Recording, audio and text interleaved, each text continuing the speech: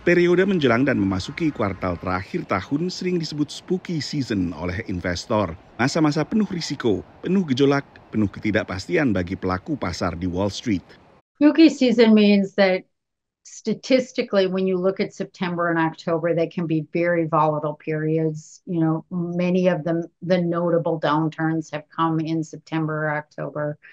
They're notable for a variety of things, but particularly market volatility. And in here, you've got not only the Fed keeping us data dependent in the United States, but you've got big election season coming up. Selain Pilpres AS pada 5 November, ketidakpastian juga datang dari luar negeri. You know, markets are not at all discounting any sort of potential for escalation in geopolitics, even though you've had a lot of escalation in the headlines in geopolitics, both in the Middle East and in the Russia-Ukraine conflict. And so if something erupted there, you could see sharp pullbacks in the short run in markets that would lead to that spookier season volatility that we normally do see in September and October.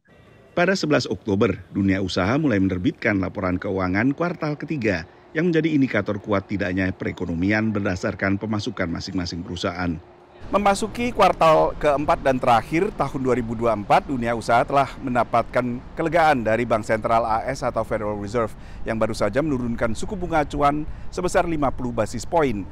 Investor umumnya merespons positif. It was a very strong signal that the Fed is no longer talking about its highest rates and is no longer even looking to raise rates, that we are now going to start rates going down.